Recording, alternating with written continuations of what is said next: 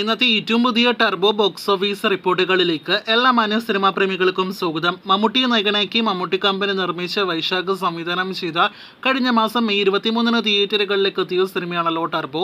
ചിത്രം കൃത്യം 25 ദിവസങ്ങൾ തിയേറ്ററുകളിൽ പിന്നിടുകയാണ്. ഏറ്റവും പുതിയ ഞായറാഴ്ച നാലാമത്തെ ഞായറാഴ്ചയിലേക്ക് എത്തപ്പെടുമ്പോഴും സിനിമയ്ക്ക് കളക്ഷൻ വർധന കഴിഞ്ഞ ദിവസത്തെ അപേക്ഷിച്ച് നേരിടുക്കാനായിട്ട് കഴിഞ്ഞിരിക്കുകയാണ്.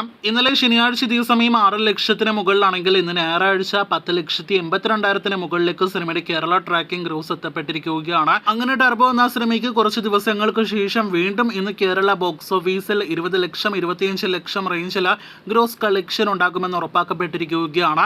ഇന്നത്തോടെ 36 കോടി രൂപയ്ക്ക് മുകളിൽ കേരള ഗ്രോസ് കളക്ഷൻ നേരിട്ടുണ്ടാകുമെന്ന് പ്രതീക്ഷിക്കുന്ന ടർബോയുടെ വേൾഡ് വൈഡ് ഗ്രോസ് 72 കോടി രൂപയ്ക്ക് മുകളിലേക്കും എത്തപ്പെട്ടിട്ടുണ്ടാകുമെന്നാണ് നിലവിൽ നാം പ്രതീക്ഷിക്കുന്നത്.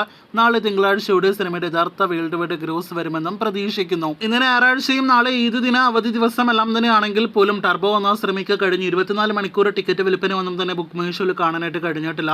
അതേസമയം ടർബോയ്ക്കൊപ്പം തിയേറ്ററുകളിലേക്ക് എത്തിയ ഒപ്പം തന്നെ ടർബോയ്ക്ക് ഒരാഴ്ച മുന്നേ തിയേറ്ററുകളിലേക്ക് എത്തിയ സിനിമയുടെ അടക്കം മലയാളം സിനിമകളുടെ അടക്കം ബുക്കിംഗ് എല്ലാം തന്നെ 24 മണിക്കൂർ ടിക്കറ്റ് വിൽപ്പന ഇന്ന് നമുക്ക് കാണാനായിട്ട് കഴിഞ്ഞിട്ടുണ്ട്.